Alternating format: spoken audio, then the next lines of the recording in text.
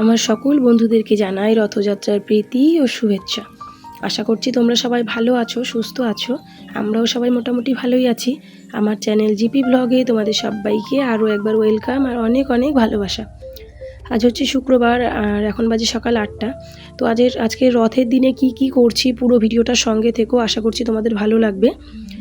আর জানো তো, একটা কথা শেয়ার করি তোমাদের সাথে। আমার মা দেখতাম, আমার মাকে যখনই কোনো পুজোর দিন আসতো, আমার মা না সকালে সমস্ত বাসি কাজবাজ সেরে তারপরে স্নান করে পুজো দিয়ে আগে সকাল সকাল পুজোটা কমপ্লিট করতো, তারপরে বাকি কাজ করতো। তো আমিও সেটাই করার চেষ্টা করি। আমিও আজকে সকাল সকাল সমস্ত বাসি কাজবাজ সেরে স্নান সেরে আগে ঠাকুরকে পুজো দিয়ে নিয়েছি।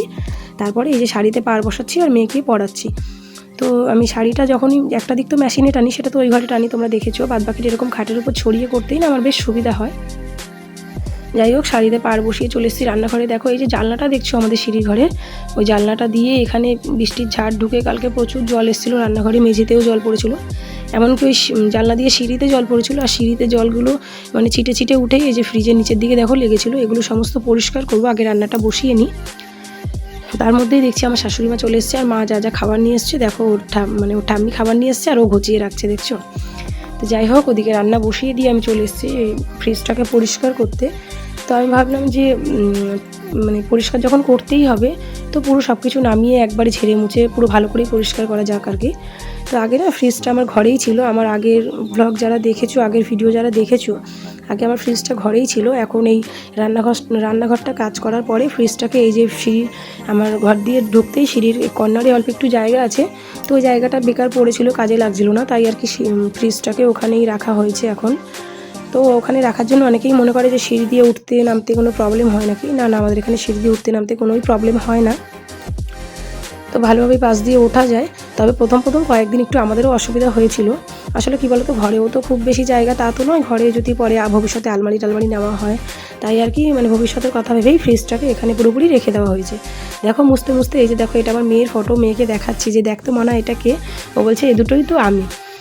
যাই হোক, কাজ করতে করতে এইভাবে মেয়ের সাথেও মাঝে মধ্যে একটু গল্প করি, ওকেও তো একটু টাইম দিতে হয়।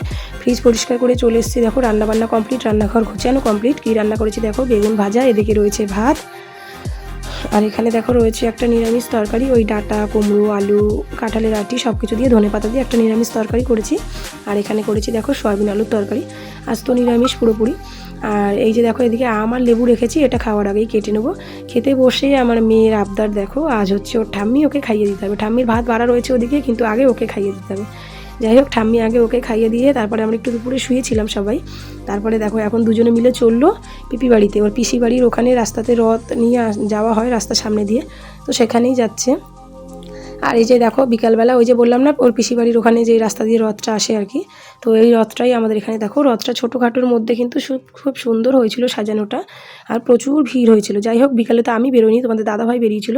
আর সন্ধ্যেবেলা দেখো এই যে আমি, আমার ননদ আর এটা একটা ফ্রেন্ড হয় আর কি, তো আমার ননদের বাড়ির ওখানে বাড়ি, তো সবাই মিলে চলে গেছিলাম মেলায়। আর আমাদের বাচ্চারাও গেছিলো, কিন্তু ওরা ক্যামেরার সামনে আসেনি আর কি।